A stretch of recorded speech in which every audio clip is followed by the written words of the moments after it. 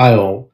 So, with regard to the foreign aid bill that the House of Representatives has recently passed, $95 billion, 60 billion of which is specifically for Ukraine, and the rest is for Israel and Taiwan, I think the aid for Ukraine is probably belated.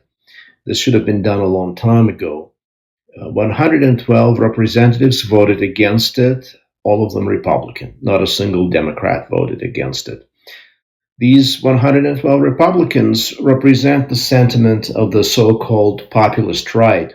So someone who is right of center and someone who is a populist, someone who believes in the opinion of the people, ordinary people, average people, to be superior to the opinion of the elites, especially so-called global elites. This sentiment is very understandable given what's been going on in the country in recent years. And that is to say, the economy that is very difficult for the majority of people because of very high inflation, and also because the levels of debt keep growing. Credit card debt has grown a lot over the last 2 years. People are borrowing against their 401k plans in order to finance their level of spending, in order to keep their standard of living. So because people are struggling, they're wary to pay more for a conflict on the other side of the world whose gravity they really cannot understand. And this is not being condescending. This is simply acknowledging that you cannot demand that people who cannot appreciate the seriousness of a particular conflict and cannot differentiate the difference between it and another conflict, such as the one in Iraq, that is just something that we have to accept. It's the way of the world. People know that they have been deceived about the war in Iraq.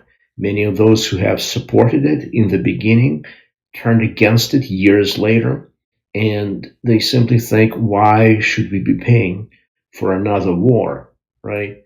So it is understandable, but hopefully this money will help Ukraine to turn back, to fight back against Russia and turn back the waves of Russian aggression and to recapture the territory that Ukraine has lost so far.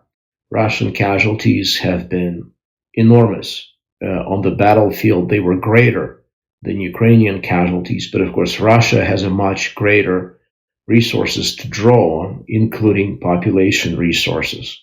So this aid, in fact, may not be enough for Ukraine to win the war. We'll see. What it really needs is at least 10 squadrons of F-16s, so at least 120 planes, several thousand missiles of different range, and hundreds of thousands of additional troops.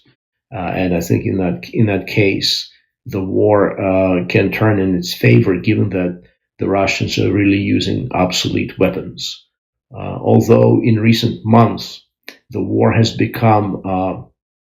acquired really a different character, and drones really became the primary weapon of this war. So if in 2022 and early 2023, artillery seemed to have been decisive, and Ukrainians have been gaining a lot of ground given the HIMARS systems that they received and the equivalent Caesar systems that they received from France.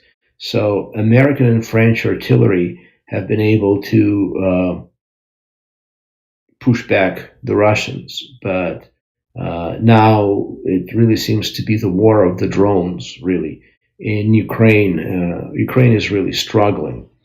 But specifically with regard to American politics, it's clear that the internationalist and the global orientation is still important, and so far have been able to decisively win over the position of the populist right. I see that some outlets like CNN have a lot of praise for Speaker Johnson. CNN even compared him to Winston Churchill. I don't know if I would go that far. However, it is important to understand that this war is different because Putin, unlike Saddam Hussein or unlike the Taliban in Afghanistan, does present an existential challenge to Western way of life and certainly to America's European allies. Putin never was going to stop at Ukraine. Had he achieved a swift victory in Ukraine, the Baltic states of Latvia, Estonia, and Lithuania would have been next, and then he would have tried to push on further west. So what we see here unfolding is really the unraveling of the Russian plans and the dead end of Putin's administration. But from the American point of view, we see that the strength of cosmopolitan and internationalist perspectives, this strength is greater than expected. And to see Democrats voting in unison for foreign aid is something that surprised me here.